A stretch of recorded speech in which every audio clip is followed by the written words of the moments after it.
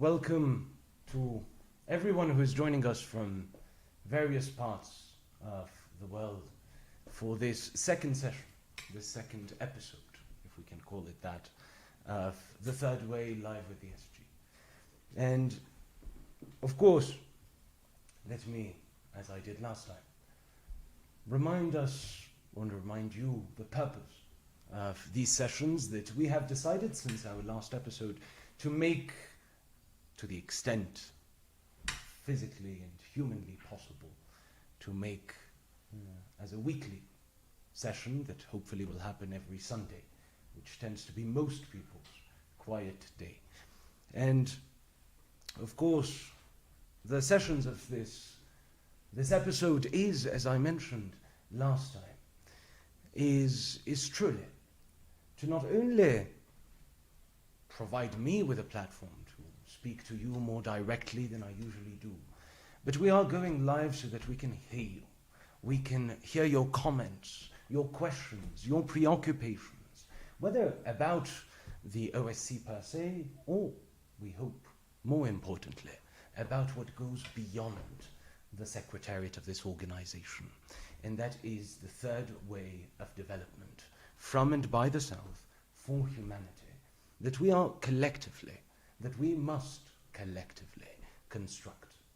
And of course, this third way, as I've mentioned in our last episode, is one that requires everybody's proactive involvement, and not necessarily in liaison or coordination with this secretariat, which is crucial, not necessarily within the framework of intergovernmentality, which is indispensable, but also, and most crucially, to do so from wherever you are, whether it is academia, a civil society organization, whether it is just you as an individual within your neighborhood, to proactively contribute to this third way of development.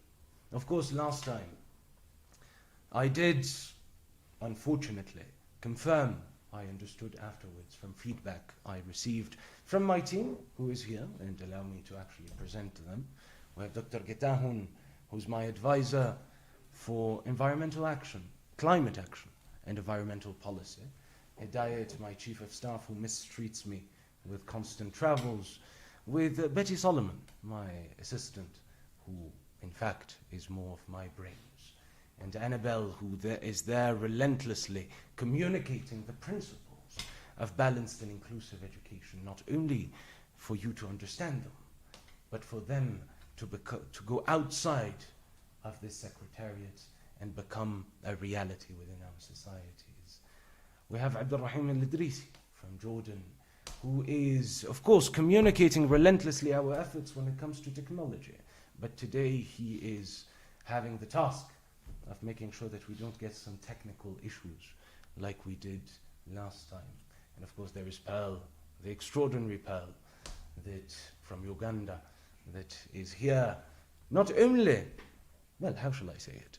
The truth is that Pearl is really the one that does everything.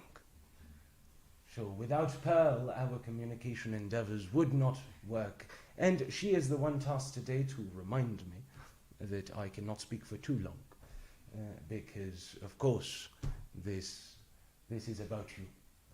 But again, as a good Arab that I am, it takes me even 5 minutes to say hello.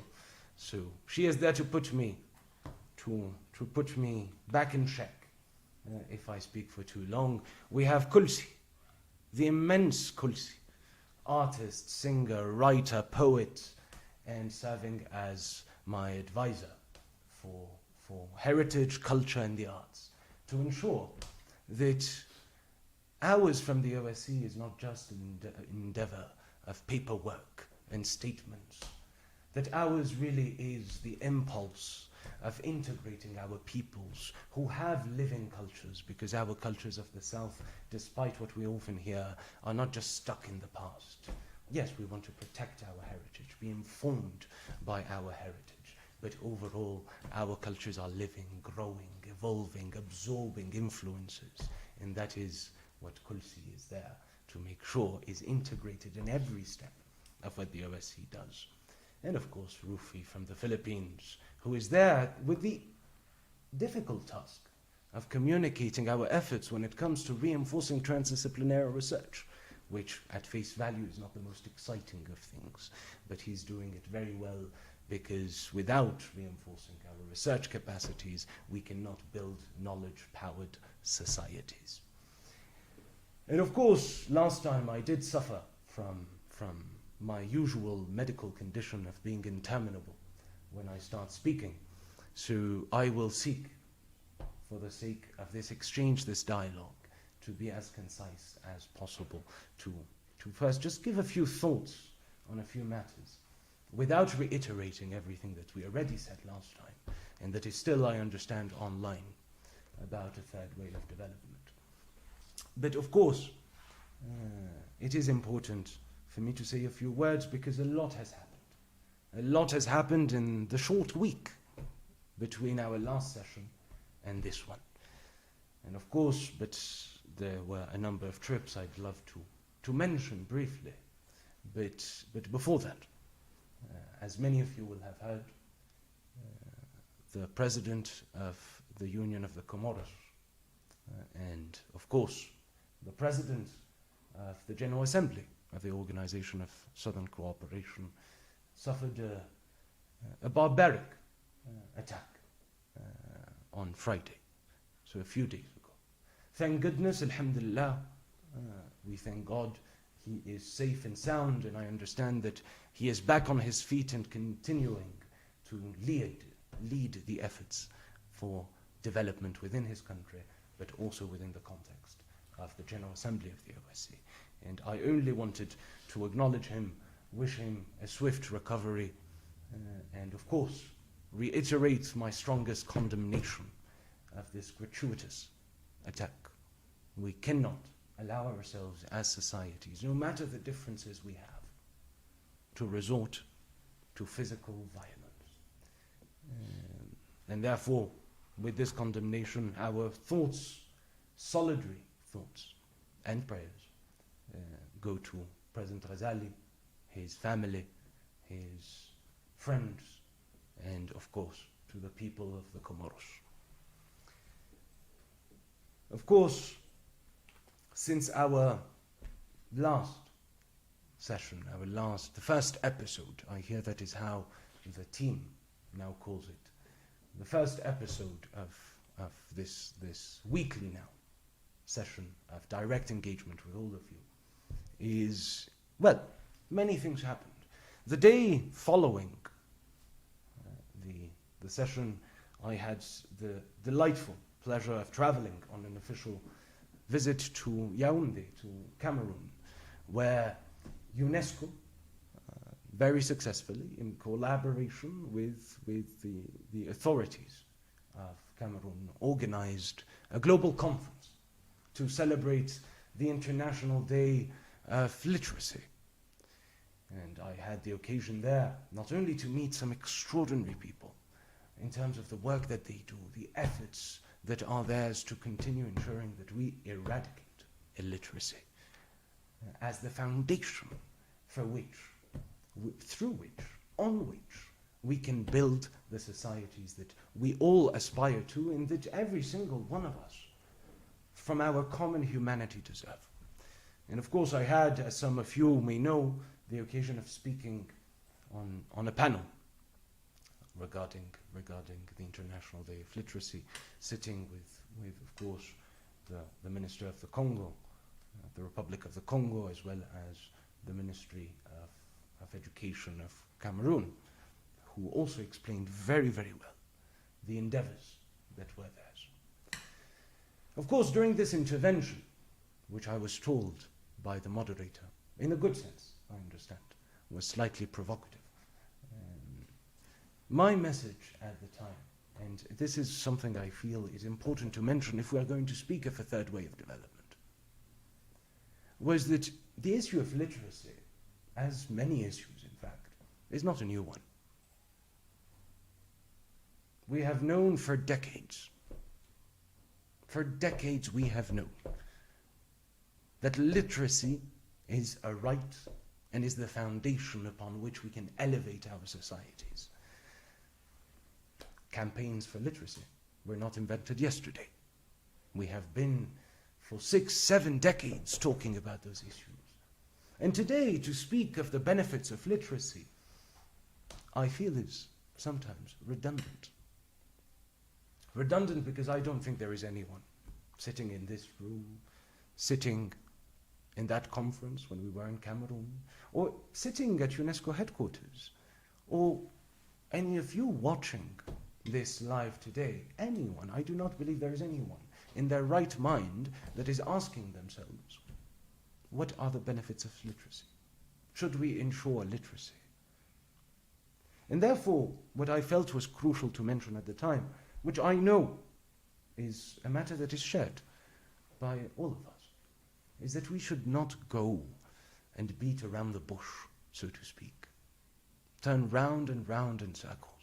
And we have to address the elephant in the room.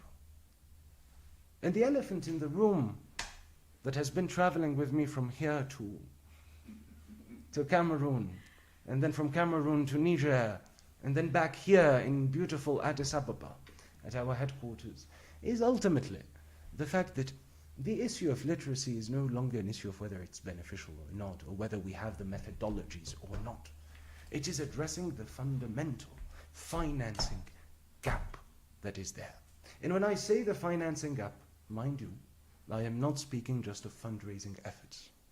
I'm speaking of the structural issues that make it so that ultimately, as countries, they have to speak of debt. And I've mentioned this in the last session. We have to mention debt because, again, when you speak of billions of dollars and trillions of dollars, ultimately, the truth is that you lose sight of the human dimension of those numbers. Because it's very difficult to imagine what $1 billion looks like. I can't even imagine how to spend $1 billion. And the truth is,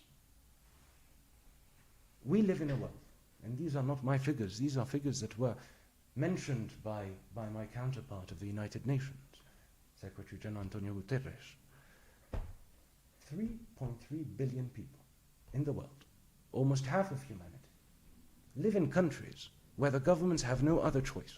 That means it is not national policy. Governments have no other choice than to spend more on debt service than they can on health or education. And therefore, if we want to speak of literacy, let them speak of debt swaps for literacy campaigns. Let us speak of reallocating special drawing rights that were issued by the IMF and that went mostly to countries in the north that needed it the least in terms of economic recovery from COVID-19, and reallocating them to a special fund for balanced and inclusive education. We have to address those fundamental issues. But we also have to, and I think this was the second message that I really wanted to convey in Cameroon. If I have succeeded, I do not know, for all of you to judge. However, is also we have to renew. Again, it will sound fluffy of me, but it is fundamentally true. We have to renew with the consciousness of a community of destiny, globally and within our countries, within our societies, directed by a utopic dream, yes. We have to say it. And again, remember, utopia is always the horizon. You take 10 steps towards utopia, she takes 20 back. But she allows you to continue walking. And when we speak of issues such as literacy campaigns, we have to be careful not to transform this issue into a purely technocratic issue. This is a societal issue. This is a social issue. This is a human issue. And we have to have the daring initiatives of doing what was done in the 60s, for instance, in Cuba, in 1961, if my memory does not fail me, of calling on to all of our citizens to volunteer, to go into rural areas, into areas where there is illiteracy, and spend a month, 2 months, 3 months to ensure at least basic literacy. But of course that is not enough. With that, we need to inscribe within our policies, and this is where technocracy becomes crucial, a bridge between getting the necessary literacy skills and further developing as an individual and as a society. And of course, after Cameroon, I undertook a visit to Niamey, a working visit to Niamey in Niger. Niger, that is a founding state of the OSCE. And as a founding state of the OSCE, one that, let us be honest, after COVID we lost sight of in terms of communication. And it was very important for the OSCE to undertake this visit, not only for communication purposes, but to know how better to support Niger in its national development aspirations, in transforming education systems to be more balanced and inclusive, in ensuring that we reinforce our research capacities as countries, so that we become, as countries of the South, societies that are knowledge-powered, with research that reflects our national priorities, our contexts, of how better to support Niger, and through Niger, the collective of countries, in achieving, how shall I put it, the abandonment, rather, of the passenger seat, and the moving towards the driver's seat of the technological revolution. And of course, to accompany Niger with the issue of financing for development. And I know, I told you that during the first episode, that this would be without filters. And if we are to build a collective, then we must speak transparently, respectfully, but transparently. I know that there have been some issues or differences amongst our countries, between Niger and some countries. But it is our firm view from the OSCE, our unwavering view from the OSCE, that a third way of development cannot be a third model to be imposed to countries without any kind of contextuality. A third way must imply a diversity of models, a multiplicity of forms. And in so doing, we must recognize as countries of the South that now is not the time for petty quarreling, for fruitless divisions, that we share some common interests in service of our peoples, and I dare say, in fine, humanity, that make it desirable and necessary for us to work together. That the universality of this third way that we hope to collectively build, that we are determined to edify from the South, will not be born by seeking a homogeneous world. No, it will be born, it will emerge from the respectful encounter of our differences. So a very positive, I see that Pearl is starting to look at me, getting worried about the time. But I also remember to conclude, before we speak of the third way in greater detail, on the basis of your questions, comments, reflections, preoccupations, that I had a very good interview, I believe, with a seasoned journalist. I think Charles Ebouné in Cameroon, who asked me at one point, because as you all know, I am reaching the hemistick, the midpoint of my verse as Secretary General. I was elected for a 6-year non-renewable term of office. I took office in December 2021. And therefore this year, as I get closer to the 6th of December, I will be exactly at the half point. And that means I will have 3 years behind me of service and 3 years ahead. And of course, the question was, well, approximately, I am paraphrasing, you have 3 years left as Secretary General. How would you like to be remembered as Secretary General? And my answer to it was that, and I think this is important because it gets us to why I think these sessions are so crucial.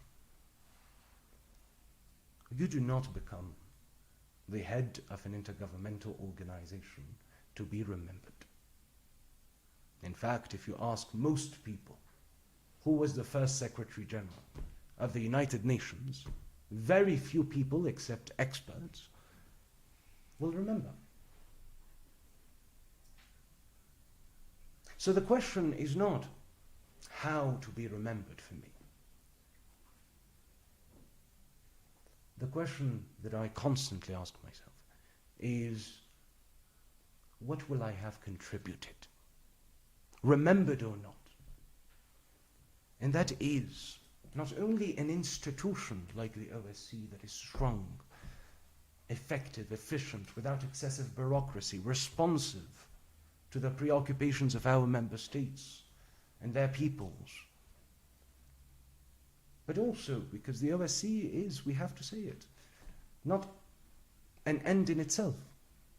We were not created to exist. We were created for a vision.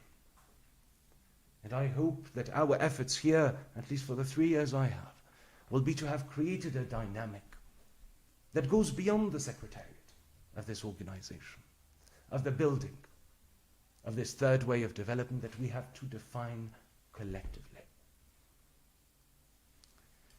Because ultimately, posterity, for posterity, you must ensure that you never think about it. For the sake of posterity, you have to have principles, values, a dream that goes beyond a dream for yourself, a determination to contribute to those dreams no matter how much pushback or doubt you will face from the skeptical parts, and continue pushing. For posterity, you should never work for posterity. For posterity, you have to think about your contemporaries and work for them. And this is what we are doing from the OSCE. But this requires, once more, the involvement of every single one of you, the engagement of every single one of you. And therefore, as I receive frantic signs from Mrs. Pearl to say that my time is up, allow me to remind all of you that this is truly a session without filters. I will answer, so long as it does not contain vulgarity, which I know it won't. I will answer all comments, criticisms, questions, as they come, and within the time frames, of course, that we have. And I look forward for you to join us, because and to ask your questions, and I remind you, you can ask questions. I'm receiving now the computer that will allow me to see those questions. You can ask questions on all the platforms. I think on YouTube, on Twitter, well, X now, on Instagram, Facebook, by making a comment. But also, crucially, you may also, should you so decide, and we hope that will be the case, join us by calling on WhatsApp. So a free of charge call. I understand that there is a number that should be showing on the screen that you can call. It will be picked up and we will then be told that there is a call, and we will give you the floor so that we can hear your voice and hear your views and hear your questions and take it forward together, because this is a true exchange that exists beyond, again, this secretariat. If a third way of development is to be possible, as it will be because you are its protagonists. So I give the floor, and of course I will answer the questions, I suppose in all the languages, then I'll try to summarize. So if you ask me in French, I'll answer in French. And then I will try to summarize in English the intervention. So I give up the microphone and look forward to this exchange and engagement. Let us see.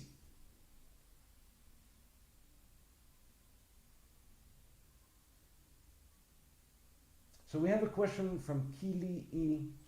Rowe on YouTube that asks in French, quelle place accorde-t-elle l'organisation au changement climatique et sa caractéristique récurrente dans ce nouveau mode de financement pour soutenir l'accès équitable à la scolarisation? Very, very good question. Which in effect, to translate for those that are not French speakers, what place does the organization grant to climate change and its recurring characteristic in its new mode of financing to achieve equitable access to scholarization or schooling? And this is a crucial question. And I would start. Je commencerai, pardon. On avait dit que chacun a sa réponse dans sa langue. Je dirais tout d'abord que c'est une question fondamentale.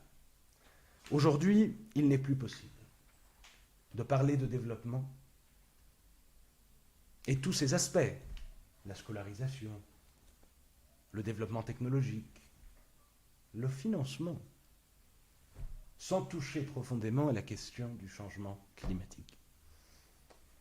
Et d'ailleurs, je me permets de dire, pour répondre à la place ou au rôle que nous accordons au changement climatique dans nos échanges depuis l'organisation, que l'organisation, cette troisième voie de développement depuis et par le Sud pour l'humanité de laquelle nous parlons, eh bien, elle émane aussi d'une réalisation objective qu'avec le changement climatique, au-delà des principes et de la moralité, pour des raisons purement pragmatiques, il n'est plus possible de continuer sur la voie qui a été la nôtre. Que les modèles de développement que nous avons hérités, tous, sont des modèles de développement qui, il faut le dire, non seulement n'ont pas réussi à répondre aux attentes de nos peuples, mais surtout qui nous mènent à la catastrophe écologique. C'est-à-dire, permettez-moi de donner un exemple. Et purement en termes scientifiques, je ne fais aucun jugement moral. Mais si j'avais une baguette magique, il me suffisait, en agitant cette baguette magique, de m'assurer que demain, tous nos pays, tous nos peuples vivaient avec le même mode de développement, de consommation qui existe aux États-Unis, ou en France, ou en Allemagne, eh bien, la planète, l'existence de l'humanité prendrait fin immédiatement. Pas pour des raisons morales, mais parce qu'il s'agit là de modèles de développement qui, nous le savons scientifiquement, sont insoutenables, ne sont pas durables et mettent en risque nos pays. Nos pays et l'humanité, bien entendu. Mais pourquoi est-ce que je parle du principe de nos pays ?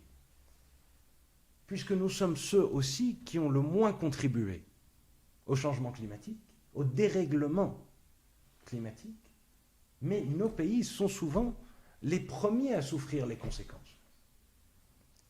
Et donc, depuis une organisation de coopération sud-sud, qui cherche à incarner les aspirations de nos pays, de nos peuples, mais dans une visée humaniste qui ne va à l'encontre de personne, eh bien, ce ne serait pas possible pour nous de parler de tout cela sans parler du changement climatique. Et bien entendu, nous sommes une organisation aussi qui est relativement jeune. C'est-à-dire que nous sommes une organisation qui a véritablement commencé ses activités depuis janvier 2023. Et donc, nous avons eu plusieurs phases de développement. Et une phase que nous planifions justement à partir de janvier 2025, c'est celui de l'ouverture d'un bureau qui s'appellera en anglais le Bureau of Climate Action and Resilience Enhancement, le Bureau of CARE. Donc, le Bureau d'action climatique et d'amélioration, de renforcement de la résilience. Et l'objectif dans cette démarche est multiple. La première, c'est de nous assurer en effet, au niveau institutionnel, que la dimension climatique, la dimension écologique est intégrée dans toutes nos actions. Premier point. Le second, c'est aussi celui de nous assurer du renforcement des capacités de nos États dans tout ce qui est négociation climatique, développement de projets, de politiques climatique. Mais je dis cela, prenez en compte que je ne parle pas juste de la conservation de l'environnement. Il faut passer d'un discours où l'écologie, ce n'est que quelque chose qui nous cause des limitations sur ce que l'on faisait, c'est-à-dire on ne peut plus faire ça, on ne peut plus faire ci, à passer à une écologie qui est la vraie essence de l'écologie, d'un développement d'un développement durable. C'est-à-dire une écologie qui non seulement passe une politique qui limite certaines actions, mais qui ouvre la possibilité de nouveaux projets, de nouveaux emplois, de la création d'une prospérité partagée durable. Et bien entendu, la troisième position, c'est celui d'agir, parce qu'il y a beaucoup d'entités, beaucoup d'organisations qui font un travail excellent en termes de l'écologie. Et il ne faut pas dupliquer, répliquer les efforts. Et en ce sens, c'est aussi construire des ponts entre les positions diverses qui existent dans les pays du Sud. Donc il y a souvent des positions très fortes africaines, ce qui est bien, ce qui est essentiel. Des positions fortes latino-américaines, ce qui est bien, ce qui est essentiel. Mais aussi construire des ponts entre ces positions afin d'atteindre nos objectifs partagés. Afin de pouvoir finalement recevoir les financements nécessaires pour cette transition juste et équitable écologique. Et cela est profondément lié à l'éducation et à la scolarisation, puisque notre approche à la construction d'écoles, notre approche au contenu pédagogique, notre approche à la manière par laquelle nous mobilisons nos peuples, nos communautés dans l'action climatique, eh bien tout cela est fondamentalement lié à la transformation éducative que nous voulons. Donc voilà, de manière très brève par mes standards, une réponse, j'espère, à votre question. N'hésitez pas, si vous êtes insatisfait par mes réponses, d'écrire à nouveau pour m'en faire part, pour que je continue à développer. Now, passing back to English, very quickly, and to summarize in a certain sense what I was saying about climate action in its links to schooling and our efforts from the OSCE, is that first and foremost,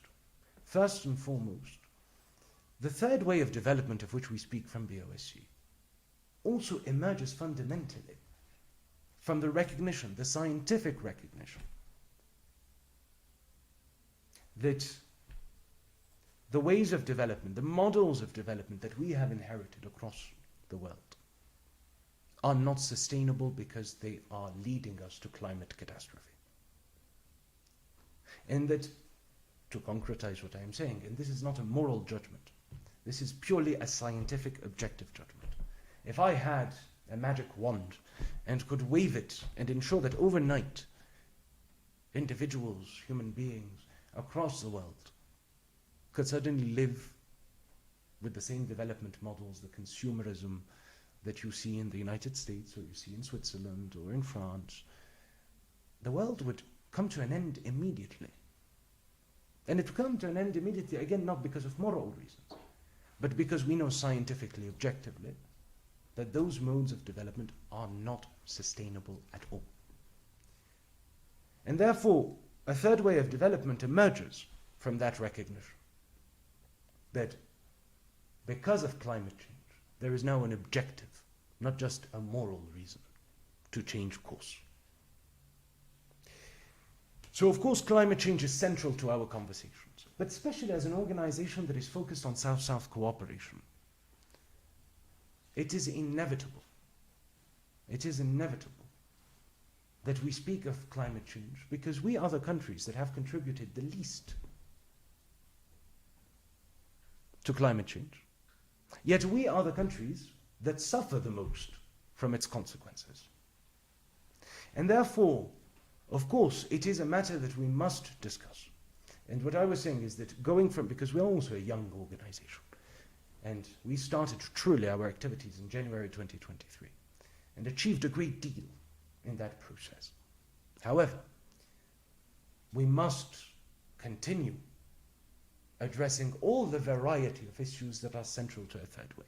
And so starting from January 2025, so in a few months, we are planning the establishment of the Office of Climate Action and Resilience Enhancement, the Office of CARE, for multiple reasons. The first, to ensure, through the creation of a body within the Secretariat, that the climate dimension, the ecological dimension, is integrated in every single one of our activities, every single one of our projects.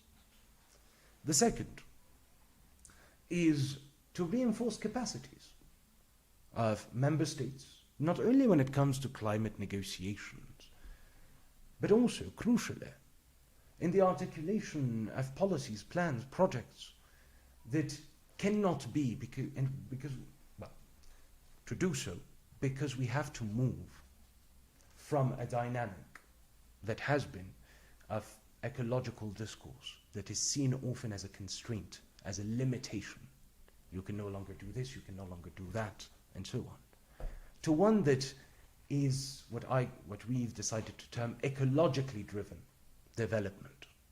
One where through ecological policy, yes, you can no longer do this. So there is degrowth in certain areas, which is crucial if we want to avoid climate change. But there is also growth, opening up of opportunities, of employment prospects, of the generation of what we like to call shared and green prosperity. And of course, so degrowth in certain areas, growth in others. And the third, of course, which is crucial, is there's a lot of organizations, coalitions, bodies that do excellent work in ensuring better coordination amongst countries in climate talks. And what we cannot do, what we have no aspiration of doing, is duplicating efforts. Because when you duplicate efforts, you divide resources. And when you divide resources, you weaken the endeavor. However, we do believe that we have a role to play in supporting those initiatives by facilitating the building of bridges that are necessary in climate talks between the positions held by various regions of the South. So you have strong African positions on climate change, which is good, which is essential. You have strong Latin American positions with regards to climate. It is good, it is necessary.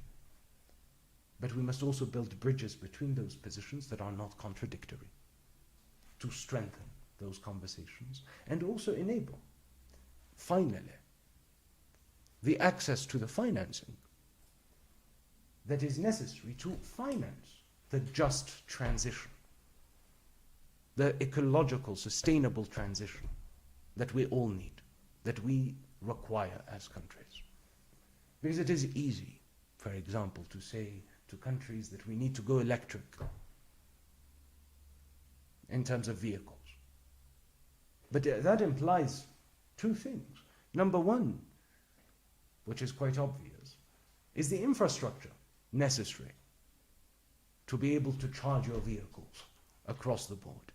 But the second is you have to address the fact that many of our countries still face intermittent energy supply. And this is something that must be addressed if we want to produce enough electricity. So this is why CARE will come into existence.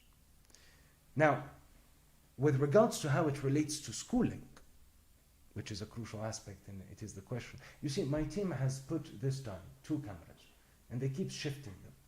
So they're pointing here and there. So if I'm looking at the wrong place, please do not judge.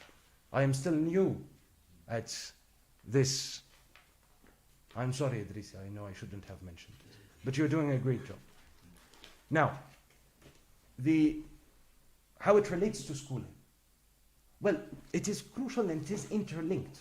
And this is why I liked the question, because you cannot separate the issue of climate action, climate change from schooling, from education. And there is, when it comes to schooling, a lot of reflection to be done on how do we build our schools so that they are more sustainable by using also and leveraging local resources for the building of those schools. The content of our programs within schools so that they reflect this aspiration and can act as mechanisms to give birth to that aspiration that is ours collectively of building sustainable societies that are also prosperous. But also, crucially, we have to, because as I said, CARE has 3 functions: internal, to ensure that we integrate climate everywhere; second, that we ensure that to build bridges between climate positions; and the third, to reinforce capacities of member states for climate-driven, or ecologically driven, development. So I said you need degrowth in certain areas, and you need growth in others. But you also need the skills for that growth. And that technical and vocational education training becomes essential. And that implies that as we work towards degrowth in certain areas and growth in other areas, we must in parallel work closely with our education systems and TVET systems to ensure that the bridge is there between the areas of degrowth and the areas of growth that we need to build solar panels, for instance, and which is crucial. Transform the critical minerals in our soil that are necessary for renewable energy technologies into renewable energy technologies rather than just raw material to be exported, and then for us to buy back those panels, those technologies. I hope I've answered the question. Again, if I haven't, do not hesitate to write again and push me on those issues, and I'll be happy to continue the conversation.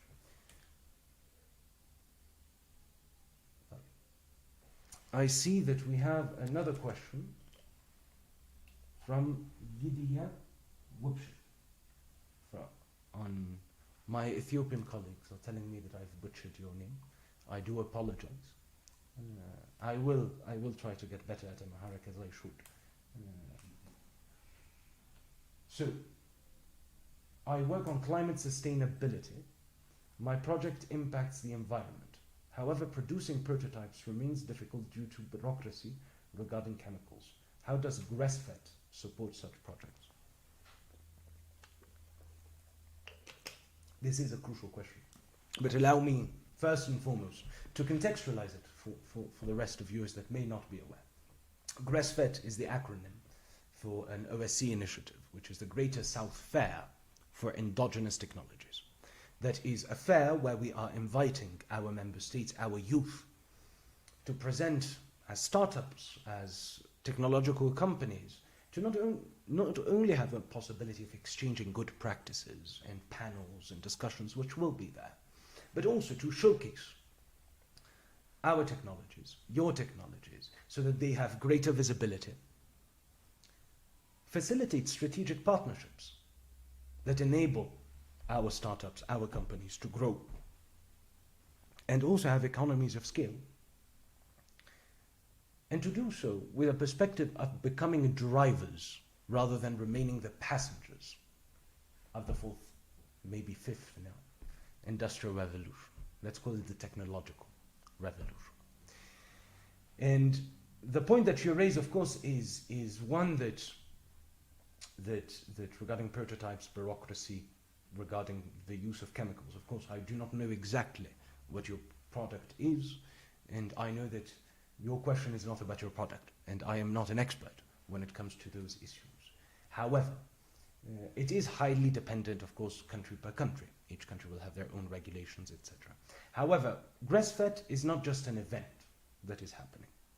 Grass-fed is seeking to provide this platform that will happen every 2 years. But there must be a dynamic between a grass-fed and a grass-fed. And in this regard, we do plan to stimulate national grass-feds, if you will, to have greater ecosystems within our countries, but we are also inscribing ourselves within a dynamic that is seeking, in parallel to grass-fed, but you will see the link in a moment, to establish regional incubators and accelerators of technology in areas that are also of interest to the specific region. And we hope that, as you know, there's some award dynamics, recognitions during grass-fed.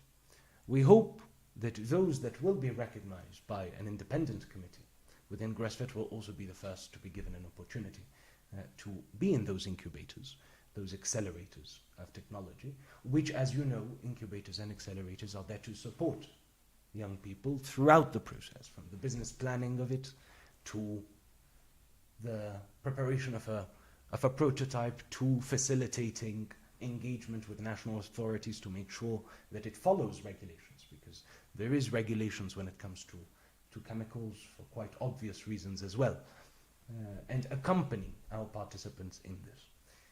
So really this is how grass-fed seeks to contribute to this endeavor. Now, of course, we cannot promise, and it is not our aspiration, that bureaucracy with regards to chemicals will disappear at grass-fed. However, these are conversations that need to be had, and that from the OSC, with the issues that I mentioned, we plan to support, working closely with each member state. In this case, I assume it is Ethiopia. But of course, always abiding by their national priorities, national rules, regulations, and so on, but to ensure that we become protagonists of this technological revolution, which implies as well, of course, climate sustainability and technologies to address or contribute to climate sustainability. So again, this is my answer. If I have not answered, do not hesitate and do let me know, and I will continue pushing.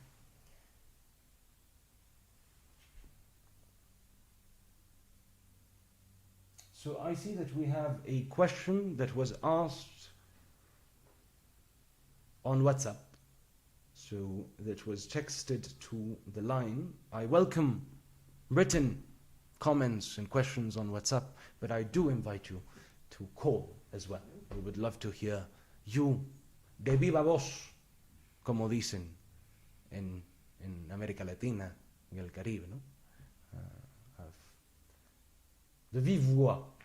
So, and it is from Obey Musara from Zimbabwe, who asked, may you kindly spell out the strategic focus of the OSC in the next 3 years and beyond? Sorry if you have already done this in your previous interventions. I have done it in my previous interventions, but we are not here to build an archive. And therefore, I'm happy to answer this question. Well, look, I think that one thing that is very important to mention, and then I will mention the next 3 years, is first to understand what are our strategic action areas as an institution currently.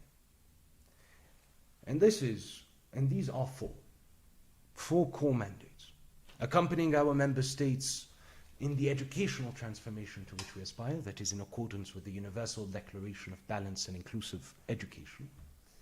That is so that our education systems are not only more capable of answering or responding to the imperatives of the 21st century, but also, crucially, to ensure that our education systems are better capable of answering our national priorities, our local realities, and the individuality of our students and peoples, so that they are better able to forge, not just respond to, the development that we want. And to concretize this to you as well, because I will go back to this in terms of the next 3 years, we have two, how shall I say, key or flagship projects when it comes to this. Because I know that when you mention these principles, it can seem very abstract. The first is the OSC Institute. The OSC Institute, which we launched here in Addis Ababa, that stems out of our conviction that it is not possible, or it is not desirable, to continue with the model of an intergovernmental organization parachuting its experts to the capital of a member state for a 3-day workshop, then disappear for 6 months, then reappear for a 2-day workshop, and then say that we have reinforced national capacities. So the OSC Institute adopts a different model. We receive the experts of our member states who stay with us for a 2-month, where the organization takes charge of accommodation, transport, etc., for a 2-month intensive capacity building program. And at the end of the program, not only do they become more capable of answering our national priorities, capable as individuals of answering their national priorities in the function that is theirs within their ministries, but they also have the capacity to cascade that capacity building program to their peers within their ministries. The second is FREIRE, which is an acronym, Framework to Reinforce Exchanges Between Youth and Regions Through Education. FREIRE.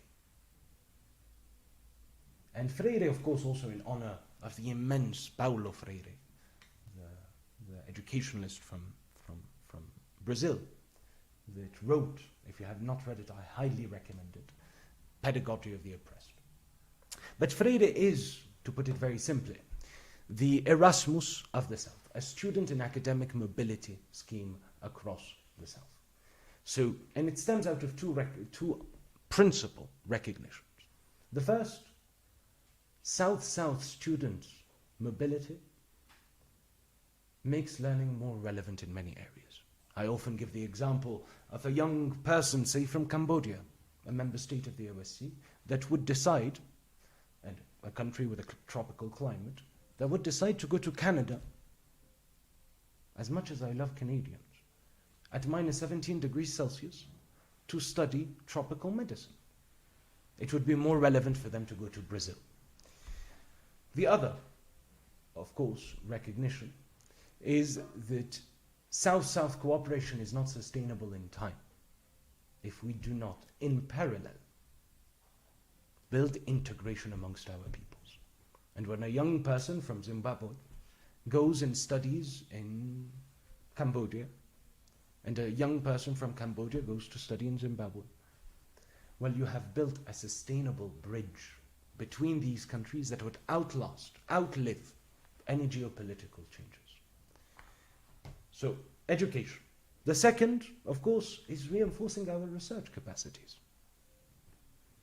And you will recall, I had mentioned this in the previous episode, that at the height of the pandemic, when our countries needed access to vaccines, like all countries, we found it exceedingly difficult to have an equitable access to vaccines.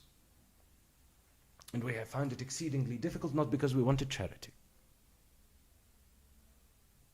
Not at all.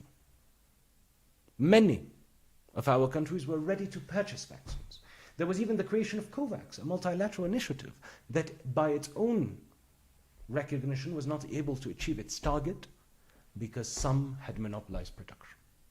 But when we did receive vaccines, we ended up receiving vaccines, which were mostly the mRNA version of the vaccines, that needed to be kept at minus 70 degrees Celsius In countries that have warmer climates, tropical climates, desertic climates, with intermittent energy supply grids, with pronounced urban-rural divides. Therefore, we received vaccines that were decontextualized to our reality. And so we have to reinforce, and that is part of our strategic action areas, our research capacities and scientific production capacities. And we have two major initiatives in this. The first is we are in a dynamic of establishing regional transdisciplinary research centers to reinforce regional ecosystems of research that better respond to national priorities of the countries within that region. The second, of course, which is crucial, is that of GRESIS, the Greater South Information System. That is a digital platform that we have developed at the OSCE that provides free of charge access to the institutions of our member states, and Zimbabwe is a founding member state. And in fact, I need to recognize Zimbabwe, because without Zimbabwe, we might have taken longer to have our charter enter into force. Zimbabwe was the 10th instrument of acceptance deposited, which made it so that on the 18th of May 2021, our charter entered into force. So my regards and salutations, of course, to Zimbabwe for this engagement and commitment. But free of charge access to the institutions, research centers, universities of our member states, to a platform that contains ever-growing resources, journals, papers, academic books and publications, as well as endogenous knowledge repositories, for multiple reasons. First, to democratize access to knowledge. Two, to visibilize research, make research done in the South more visible at the international level. And third, by integrating artificial intelligence in order to overcome the initial linguistic barrier in collaboration between our researchers by providing instantaneous translations of an accuracy of 90 to 95%. Not to substitute human translators, but to overcome the initial linguistic barrier to facilitate collaboration between our researchers. Now, the third is, of course, technology, the third of our action areas. But recognizing that it is not enough to settle for donations of technology or importations of costly technologies, because these tend to be closed source, patented, proprietary technologies. That means technologies that in 5 to 10 years will be obsolete, and we will still be passengers of the technological revolution. And so we work with member states in 4 areas that are crucial. The uptake and development of open source software that can be integrated free of charge by our member states, customized, developed, built upon, to overcome vendor dependence. 2, intensified South-South technology transfers. 3, reinforcing the technological innovation ecosystems, again through incubators, accelerators, pooling our resources together, and visibilizing the technologies of our countries in cases like GRESFIT. And finally, what I often call, and repeatedly, the elephant in the room, accompanying member states in transforming the international financial architecture. And to do so by addressing the issue of debt, should the member states so decide, but also addressing the financing gap that we need, and that we need on concessional terms, if not grant-based. And we do that through the Common Leveraging Union of Borrowers, the club, which was created by member states, is led by member states, we're only there as a support mechanism. The club, which is the world's first and only, really, union of sovereign borrowers. But also, we are planning by November this year to launch the International Solidarity Fund for Development, which, to make it simple, is the OSCE's own multilateral development bank. These are the action areas. But going forward, I am pleased that you asked, what are the 3, in the next 3 years and beyond, what is the OSCE strategic direction? Because as I mentioned, I am at the hemistic. The hemistic is a poetry term for those that don't know, that means the middle point of a verse. At the hemistic of my term as Secretary General. And I think it is time, or it is opportune, to present my vision for the rest of my term to the member states, which I plan to do in November. But part of this vision is to really accelerate our efforts to build knowledge-powered societies, both through bilateral cooperation, but also multilateral action. And one of the issues, there's many proposals I am making to the member states, but I think that one of the things that we must do as countries of the South, whether from the OSCE or outside of the OSCE, is create a Southern Research, Innovation and Application Fund. Because we have to address the 90-10 divide. 90% of financing for research worldwide goes to research being done or that responds to the context or priorities of 10% of the world's population. So we need to address that financing gap. But I say Southern Research, Innovation, and Application Fund because we need to reinforce, if we want knowledge-powered societies, we need to reinforce the research, innovation, global public good links or interlinks. The other strategic area where we will be acting, or we hope to be acting, always member states deciding, of course, is accelerating the balanced and inclusive education transformation of our countries, of our education systems. And that goes by further reinforcing research, by expanding the OSCE Institute that I was mentioning earlier, in terms of its capacity, not only in terms of receiving more people, but also in terms of the variety of courses that can be provided to build capacities, of working towards TVET, circular educational economies, of creating more exchanges between teachers within the South. Teacher exchanges that enrich the experiences of our teachers. Another area that is crucial is reinforcing artistic and cultural yields for our countries, reinvigorating our cultures, which, as I said, are not just heritage. We have a lot of heritage which we must protect and preserve. But we are living peoples, because there is no culture without a people. And we are living peoples. And therefore our cultures are living cultures that grow, that evolve. And therefore we have to nurture our creative industries within the South. Address, at the regional level probably, policies to provide financing for our artists, our cultural actors, but also to build further links between our peoples culturally. And this is why we plan to expand the Festival of the Greater South that will happen yearly around the 18th of May and have it travel across our 3 continents, showcasing artists from across the South, from across artistic fields, singers, poets, writers, artisans. We must also work towards a dynamic of establishing regional cultural and artistic centers that respond to regional aspirations. Another of these strategic areas over the next 3 years and beyond is to work towards, again, becoming drivers of the technological revolution, rather than remaining passengers. But I will not speak much longer about this because I've referred to it already twice today at length. The other strategic direction or action area that we are planning for the 3 years and beyond is creating shared green prosperity.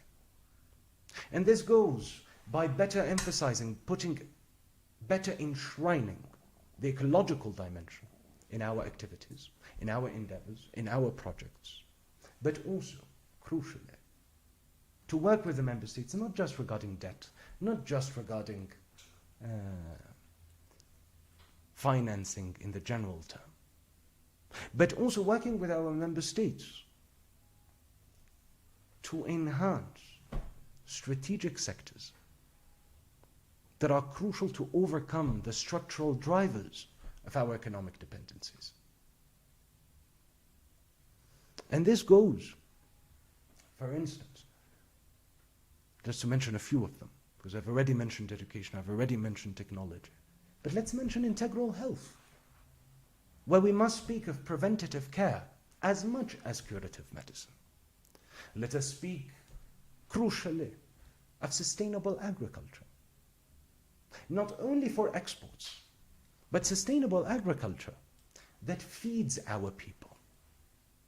And when I say feeds our people, this can be at the national or regional level. I understand not every country can be sovereign in all areas, but at the very least, regionally.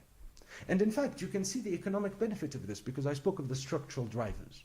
When we produce the food we consume, we also import less. And we don't need to use dollars that we don't have for imports. We need to speak of renewable energies. And through that, reducing the cost of energy in the medium term for our peoples, but also, crucially, achieving energy sovereignty.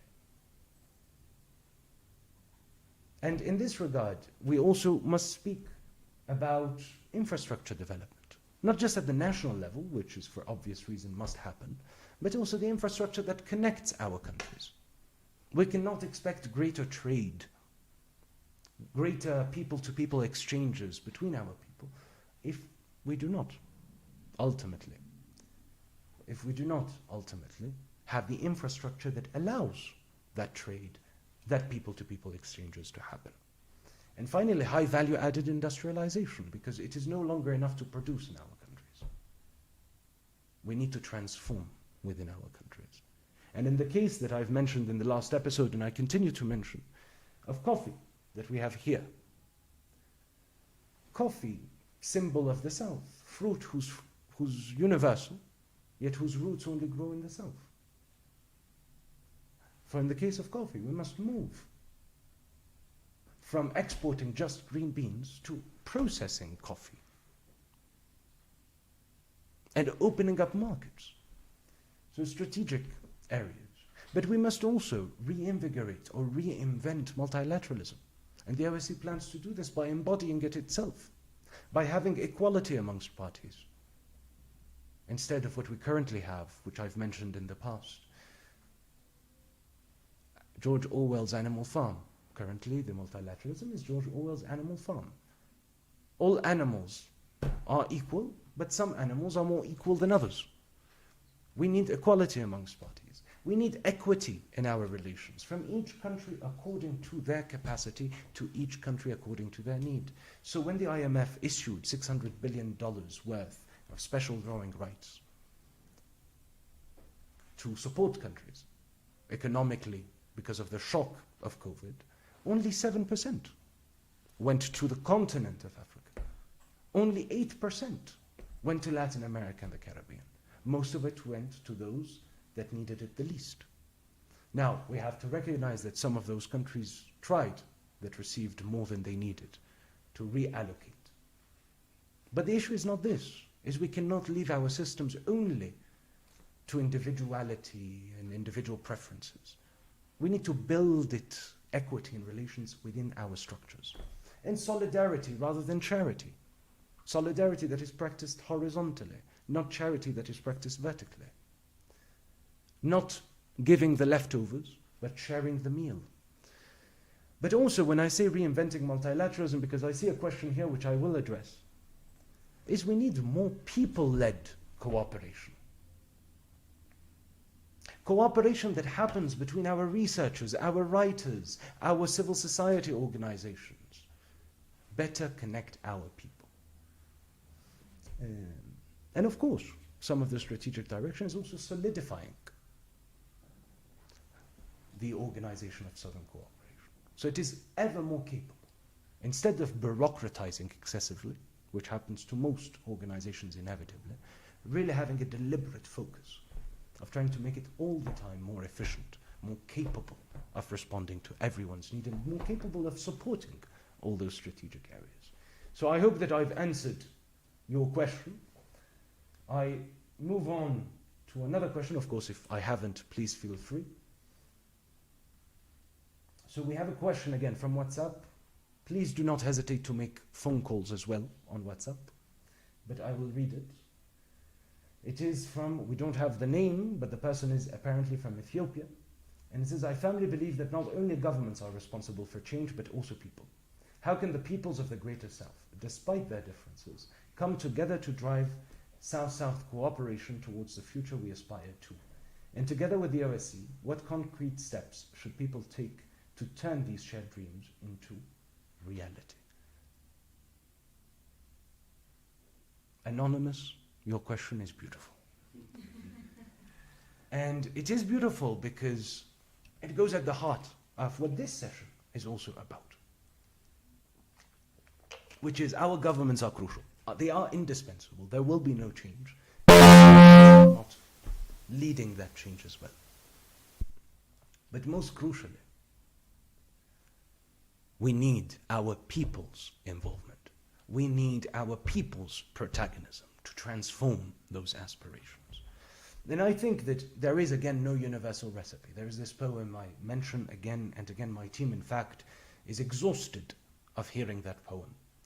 But I do believe in its relevance to your question and to our efforts. Because the poem says, it's a poem by Antonio Machado. He says, caminante son tus huellas el camino y nada más. Caminante, no hay camino.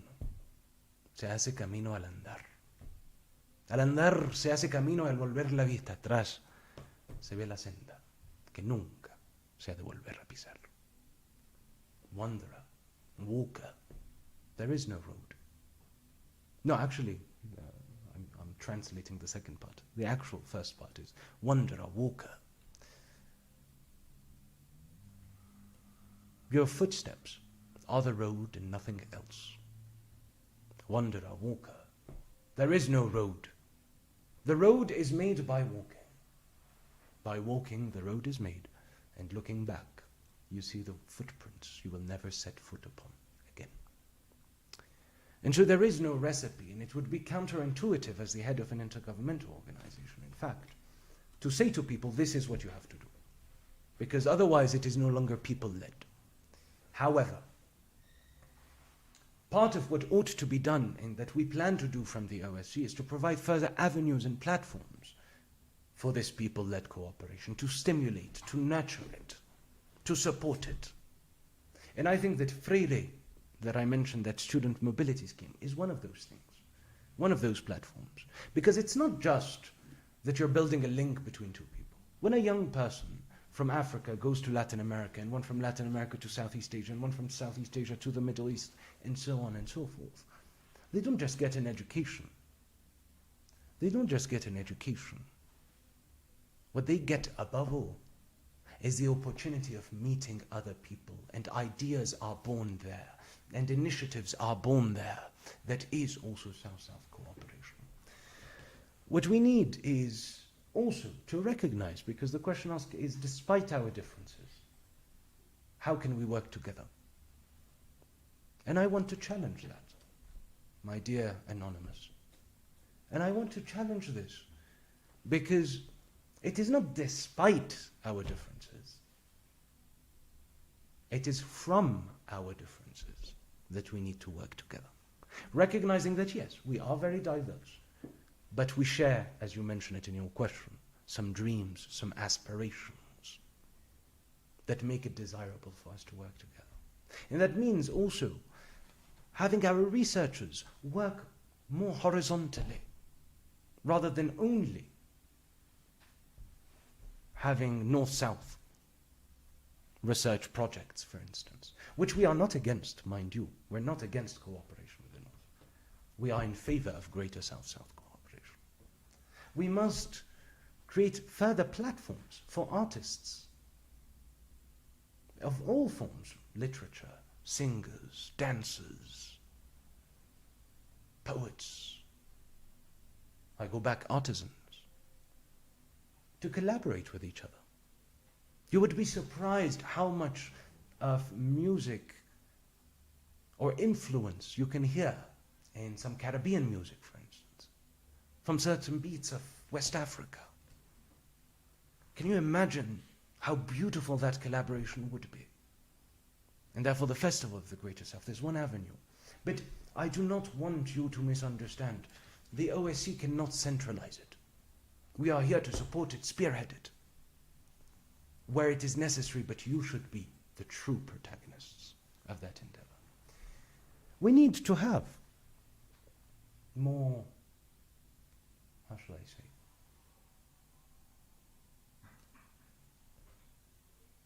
tech transfers from south to south.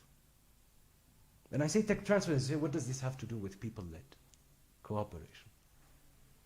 Because technology is not socially and culturally neutral. It always reflects a certain worldview, inevitably because it's human developed.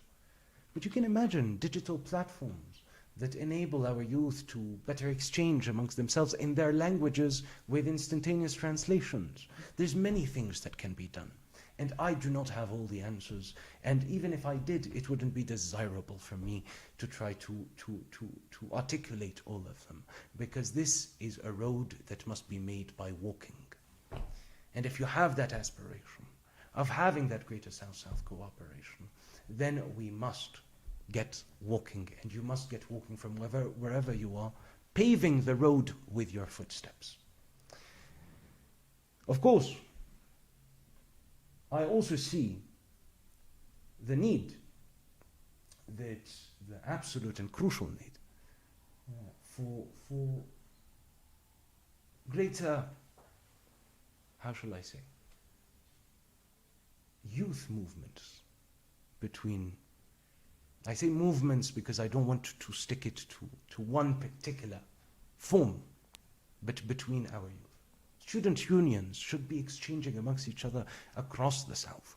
There should be youth conferences led by youth to exchange, to explore. It's not just about consulting youth. It is about building those bridges. And I think movements of youth are crucial to that endeavor. So I hope I've answered your question. The reason I could spend hours on this, but I see there's other questions, and Mrs. Pearl is getting nervous. So as apart from being Secretary General, I do strive to the best of my ability to please and at least to not get on the bad side of Mrs. Pearl Homegrown. So, let me look at other questions that we have received.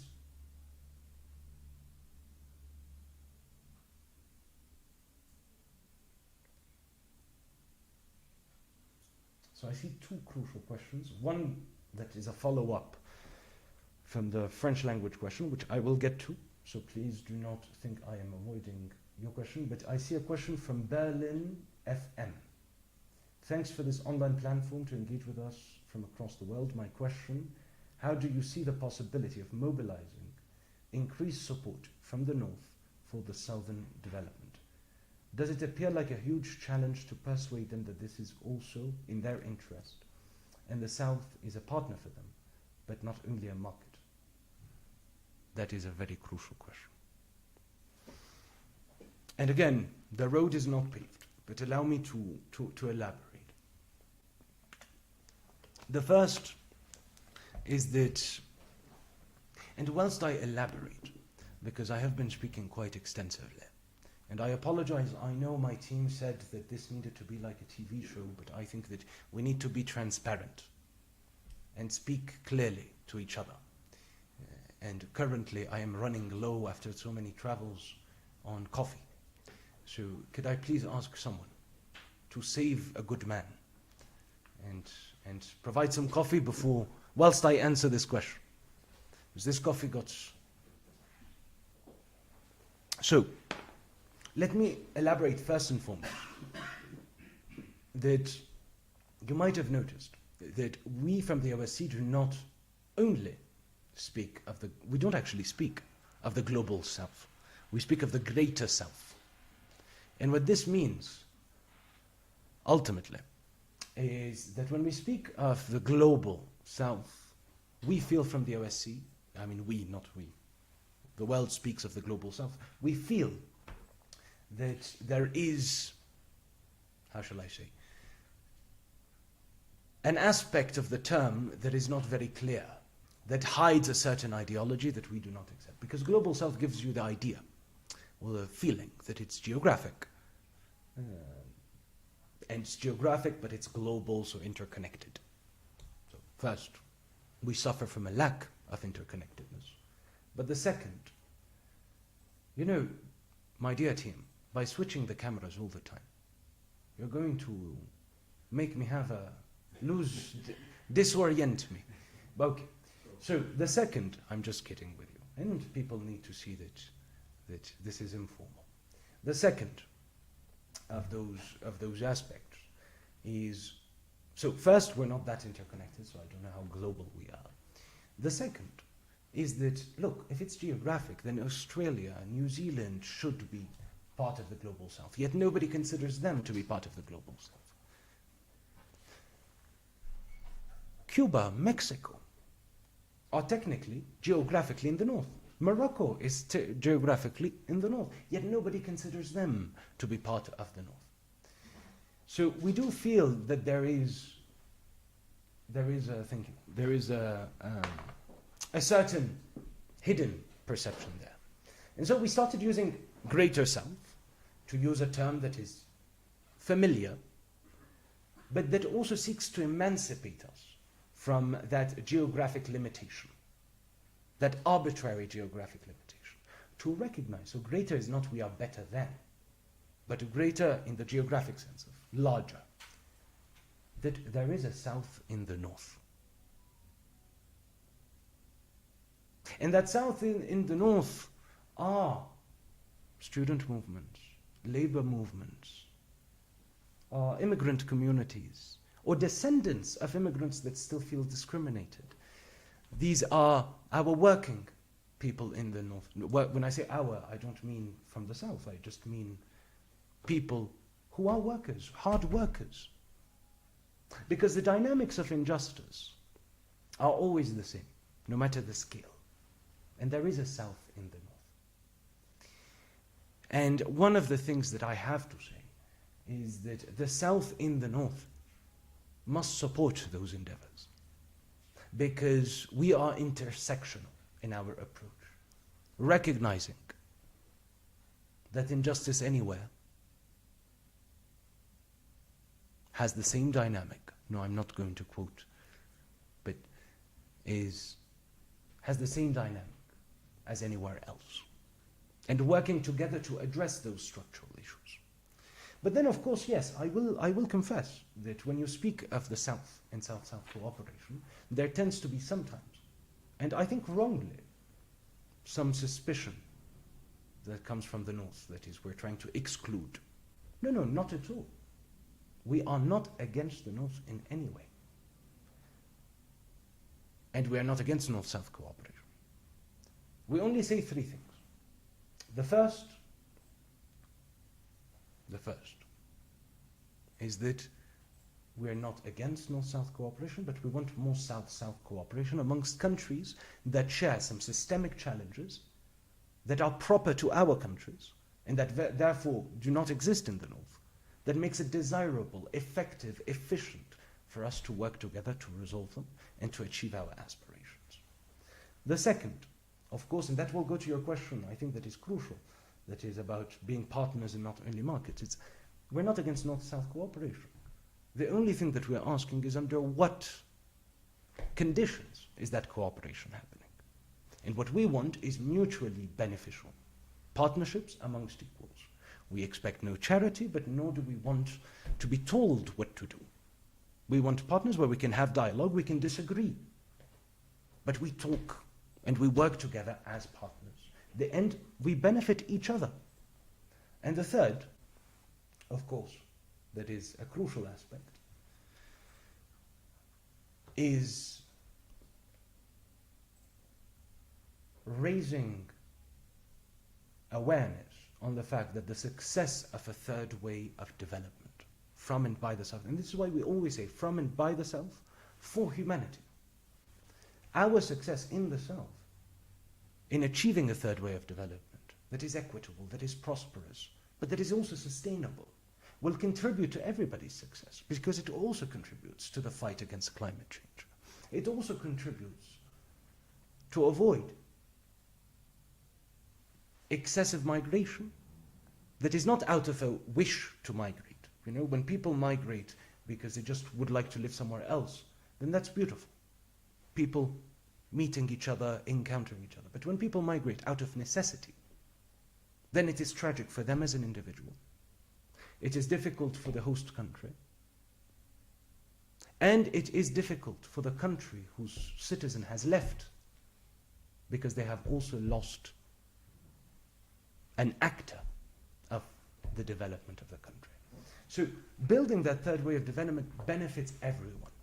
And we hope and we have confidence that our partners in the North, with time, will come to support those endeavors as partners, as equals in this endeavor. Because it is true that we need partners, and we don't need just to be markets.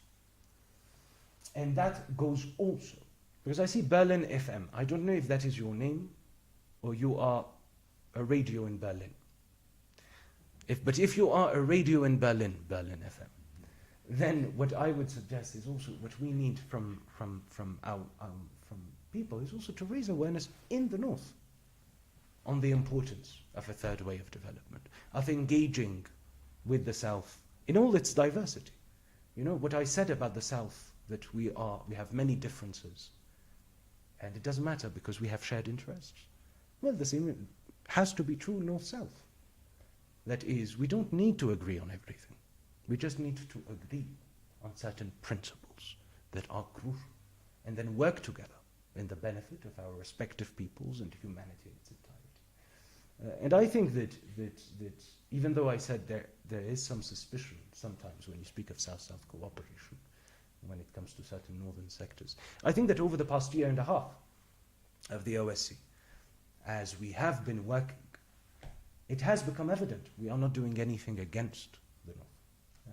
We are not preaching against the North, because the third way of development cannot be and will not be a negative way, a way against anyone. It must be, will be, a positive way, a way in favor of a vision of the future, for which everybody, of course, is welcome to contribute. I know it's probably is not your what you expected in terms of an answer, because probably you expected something more technical. But as fluffy as it may sound, the first battlefield anywhere, not just in the North or in the South, in a country, in a community, in a family, is the battlefield of consciousness, of building a consciousness and an awareness that we belong to humanity, we belong to a community of destiny, and that we need to work together. And that is the first battlefield, which is not an easy one. It goes through education, but not only.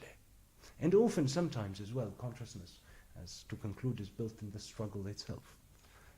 And in this regard, the more we engage with our partners in the North, not just the OSCE, so when I'm answering your question, I'm not speaking purely from an OSCE perspective. I have been answering from the perspective of countries in the South, entities in the South. The more we articulate this, the better. That is, the more we engage on those terms, the more that consciousness and awareness is emerged. I hope I've answered your question. I do see one last question, but please feel free to ask another one. That is the follow-up on my previous question, which is in French.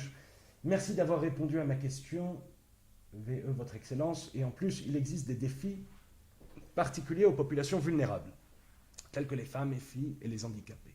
Comment on conçoit cette inclusion dans cette troisième voie de développement dont vous parlez? Well, c'est une question essentielle. Et à nouveau, Dans le cas de l'inclusion, il faut prendre en compte 3 choses, à mon sens. Premièrement, il n'y a pas de recette universelle. Donc tout d'abord, il faut prendre en compte le contexte de ces choses-là. Le second, c'est nous assurer toujours de mettre ce défi de l'inclusion dans toutes nos actions, que ce soit au niveau multilatéral ou au niveau national.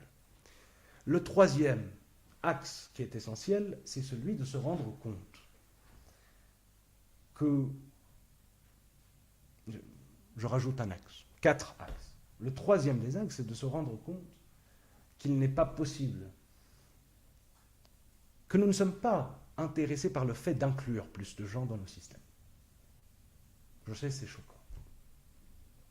Ce que nous voulons, ce que nous devons faire, c'est construire des systèmes qui font que l'exclusion devienne impossible.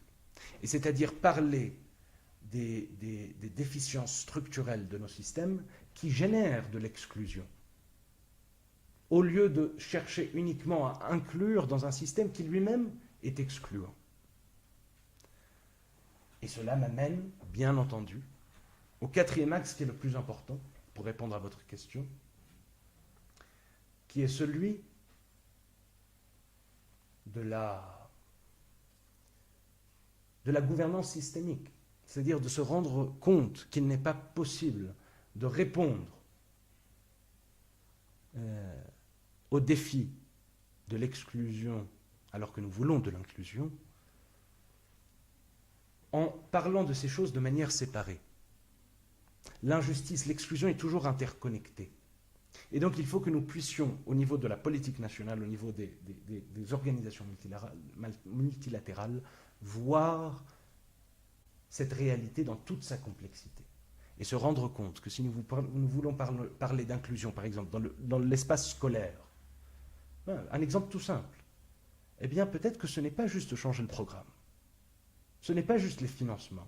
C'est aussi, par exemple, nous assurer qu'il y ait des repas scolaires. Puisque, dans certaines communautés, puisqu'elles souffrent déjà d'une exclusion économique, une marginalisation économique, eh bien, elles ne mangent déjà pas à sa faim à la maison. Et d'aller à l'école et de ne pas recevoir de collation de repas, eh bien, cela peut aussi mener à une relâche scolaire pour la simple et unique raison qu'il y a la nécessité d'aller travailler parce qu'on a besoin de manger.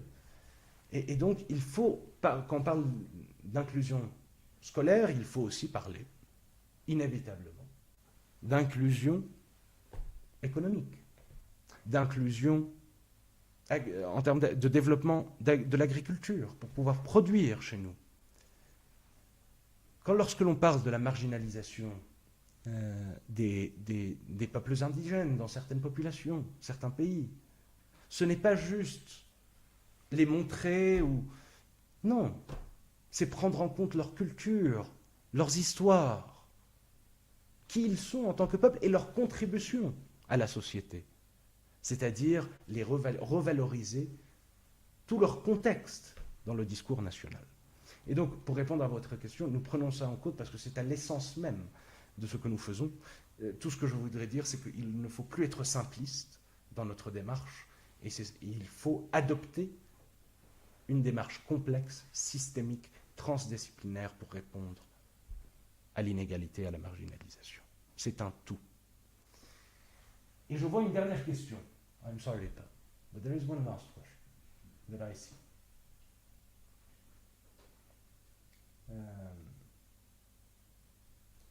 The southern regions of our planet are endowed with some of the most expansive and unique ecosystems, including the Amazon, the Pantanal, and the Congo Basin. These are the sanctuaries for an array of incredible and endemic species. Beyond climate action, it is crucial to develop and implement homegrown conservation and biodiversity protection strategies that promote sustainable growth in our part of the world. How can the OSC be part of and support this vital endeavor? Well, I think this goes, and you're very, very right in what you're saying, this goes to what we were saying earlier about the need of ecologically driven development. That is, degrowth in certain areas, so conservation as well, but also, crucially, to have an endeavor that is the one of creating growth in other sectors, homegrown, not just conservation and protection strategies, but also sectors of development that are in harmony with nature. And in this regard, as I've said, the OSCE Office of Climate Action and Resilience Enhancement that we plan to launch in January will be tasked precisely on multiple fronts. The first is integrate, embed this dimension, this recognition within our systems, within our, when I say systems as a secretariat, within our implementation initiative, so it's taken into account in every action we do. The second is working with member states on building their capacities to develop homegrown conservation strategies, or when they have them, because many of them do, they did not wait for the OSCE to start this endeavor, to see them enhanced. And this is highly contextual. It depends on each country. What can they see as a need to enhance, to strengthen, to amplify, to scale up those homegrown strategies? And the third is, again, building bridges. I said earlier, building bridges between Latin American, African positions in climate talk. I recognize that that was actually incomplete.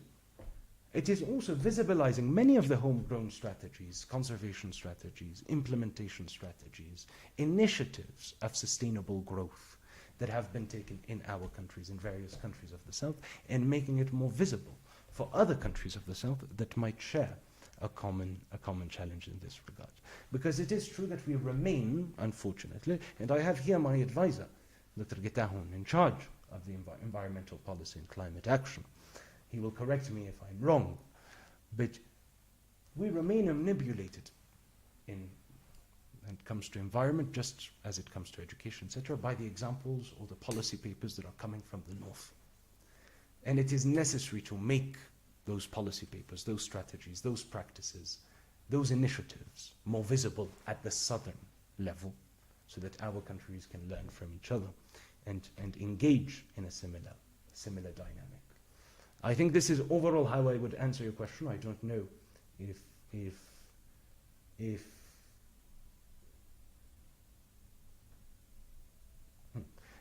it's, I just saw a comment, I apologize. But if it is incomplete, please do write it. If we have time, we'll answer it. If not, because Pal is gesticulating, but if not, then I will make sure that it is the first thing I answer next week, on next week's session. That being said, I think that we have addressed all the questions for today. Well, I do see a question which is a bit cheeky. That's why I chuckled, which is from one of the members of the team that wrote, well, I will skip, you will not pin it because I do not like to throw flowers at myself. But basically, it is asking, I will just mention the question, which is, could you please expound on where it leaves the OSCE after your 6-year term? And I think that this is a crucial question. That is, as you know, as I've mentioned, in 3 years, I am leaving. I constitutionally cannot run again. And I believe that my number one responsibility as Secretary General, as the first Secretary General of this institution, was, of course, to create the Secretariat, to create the program, implement the program, but also, crucially, to build an institution. To make sure that our endeavors do not depend on a single man or woman, that it doesn't depend on a single person, that I could build a Secretary General, and I believe that we are getting there, an institution where whoever is the next Secretary General, if they are good, we will move even faster. If they are not very good, which I don't think will happen, well, we will simply continue moving forward, slower than we would otherwise move, but we will continue moving forward. And that goes through institutional memory that we are building here at the Secretariat. That goes through building the processes, yes, but most crucially, that is also building this critical mass of stakeholders outside of the OSCE Secretariat. That is building this critical mass within the member states, including our governments. that are there to make sure, I will quote J.J. Rowling, who had been interviewed, that he was still president at the time. But I think it was Diane Sawyer, I'm not sure. But he was interviewed by someone, and she asked,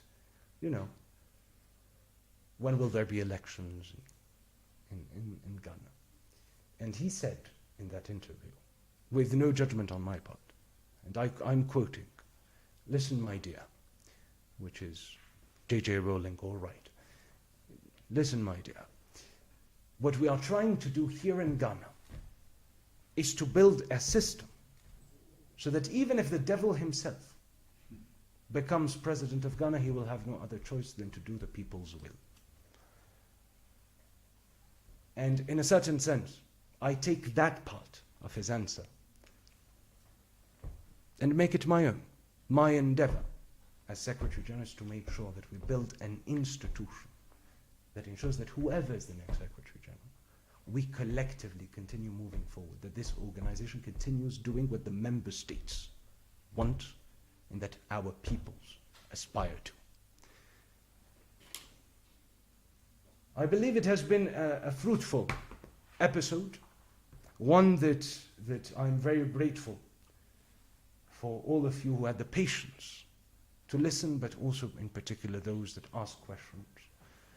I emphasize that for next week's episode, which will be on Sunday, and will be at the same hour, that you start calling as well, that your voice may not just be read through my voice, but that your voice may be heard through yours. And, of course, to conclude,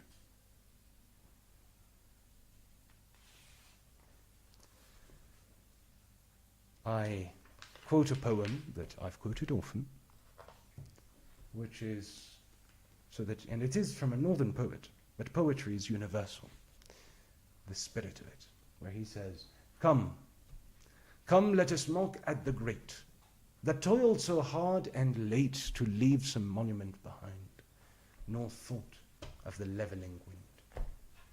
Come, come, let us mock at the wise, with those calendars whereon you will set old aching eyes." They set old aching eyes. They never saw how seasons run, and now but gape at the sun. Come, come, let us mock at the good, that fancied goodness might be gay, and sick of solitude might proclaim a holiday. When shrieked, and where are they? Mock mockers after that.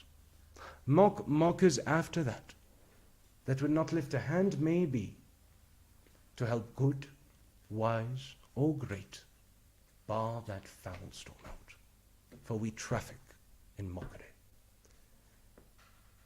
And collectively, together, every single one of you, our historic responsibility is to demonstrate that ours is not the business of trafficking in mockery, but of coming together, pushing forward, in knowledge that the road will be long, that the journey will be arduous, but with unwavering determination, the river forges the rock.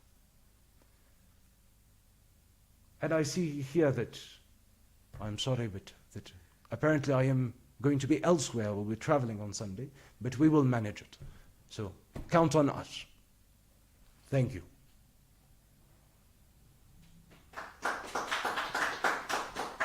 No clapping, no clapping. People who have earphones will suffer.